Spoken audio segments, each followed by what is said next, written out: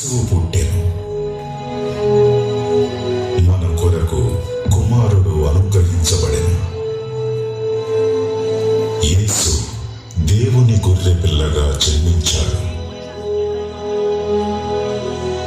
ఈ లోకంలో చీకటి, బాధ, కష్టంతో నిండిన ప్రజలున్నారు. ఎందుకంటే మనమంతా పాపముచే ఓడించబడ్డాము. మోషే కాలంలో ప్రత్యక్ష గుడారంలో బలులను అర్పించేవారు.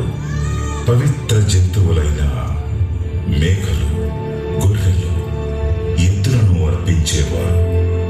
ఆ బలి పశువు తల మీద చేతులు ఉంచడం ద్వారా పాపము దానిని వధించి గిసుకుని పాప పరిహారం జరిగేది. ఏదేమైనా ఇది తరతరాలుగా జరుగుతూ వచ్చింది.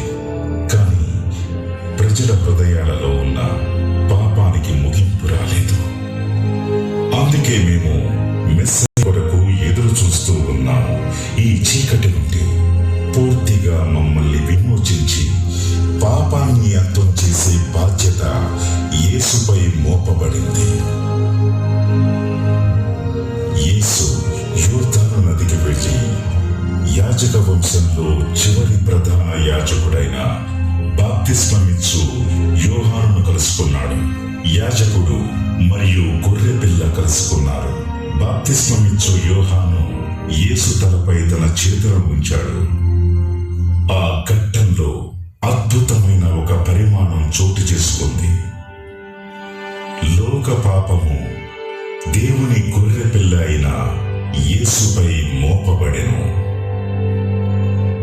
మరునాడు యోహాను యేసును చూస్తూ బిగ్గరగా, ఇదిగో లోక పాపమును మోసుకుని పోవు దేవుని గొర్రె పిల్ల అని ప్రకటించాడు.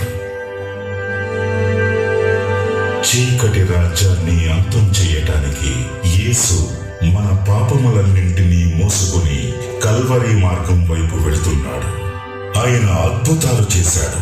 రోగులను స్వస్థతపరిచాడు. మృతులను లేపాడు. సముద్రాన్ని నిమ్మలపరిచాడు. కానీ వీటన్నిటి నిమిత్తం ఆయన మన దగ్గరకు రాలేదు. ఆయన నిత్య విమోచనను మనకు అనుగ్రహించుటకు వచ్చాడు. మరియు ఆ సమయం ఇప్పుడు ఆసన్నమైంది. ఆయన మన అపరాధముల నిమిత్తం అప్పగించబడి మనము నీతిమంతులుగా తీర్చబడుటకై లేపబడి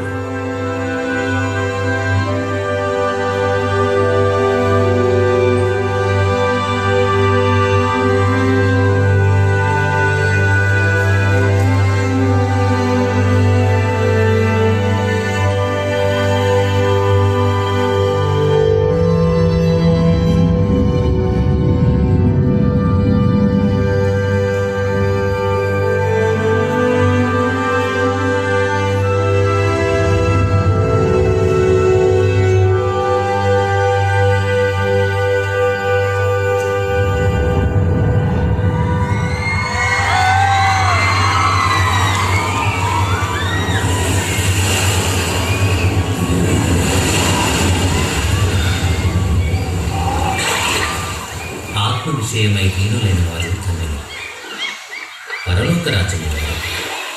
దుఃఖపడు వారు ధన్యులు, వారు ఓదార్చబడతారు. నా జీవితం అంతా చేపలు పడుతూనే బ్రతికాను. కానీ ఏం లాభం?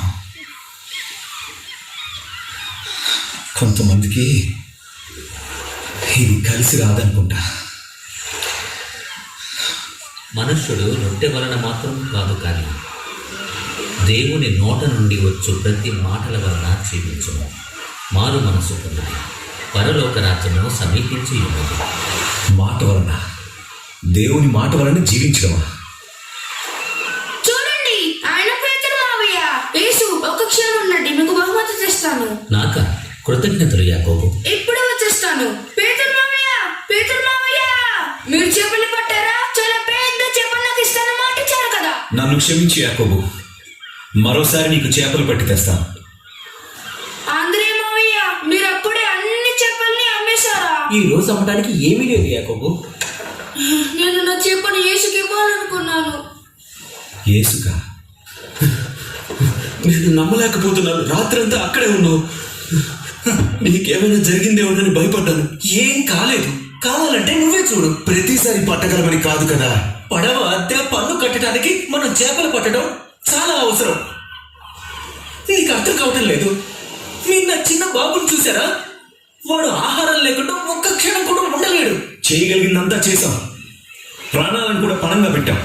మీ వద్ద చేపలేమైనా ఉన్నాయా? క్షమించండి, ఈరోజు మేమేమీ పట్టుకోలేకపోయాం. మీ పడవను లోతుకు నడిపించండి. ఇప్పుడే చెప్పాం కదా, ఈరోజు చేపలేమీ లేవని. ఎంత లోతుకు వేసినా ఏమీ లేవు అక్కడ. అయ్యా, మేము మా వలను నీటిలో అన్ని వైపులకు విసిరాము. చేపలు పట్టడం గురించి బహుశా మీకు పెద్దగా తెలిసి ఉండదు. బోధకుడా, మేము రాత్రంతా శ్రమించాం. ఇటు చూడండి. అయినా కూడా మేమేం పట్టుకోలేదు. అయినప్పటికీ మీ మాట ప్రకారం నేను వెళ్తాను.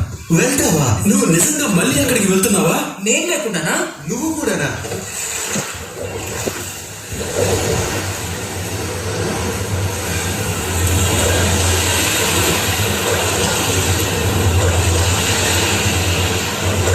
పేతురు, నీ వలను విసురు. సరే ప్రభువా, మీ మాట ప్రకారం.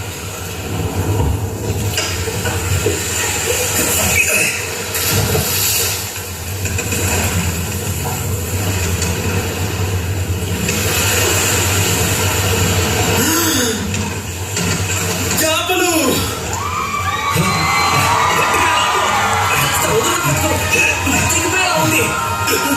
జాగ్రత్త, గట్టిగా పట్టుకోండి.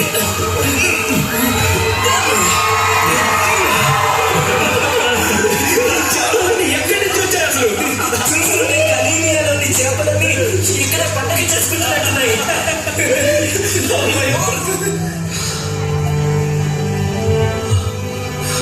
మీరెవరు? ప్రభువా, నా నుండి దూరంగా వెళ్ళండి. నేనొక పాపాత్ముడిని. పేతురు, నన్ను వెంబడించు. నిన్ను మనుషులను పట్టే జాలరిగా నేను చేస్తాను. నా ప్రభు మిమ్మల్ని వెంబడిస్తూ ఎక్కడికైనా వస్తాను.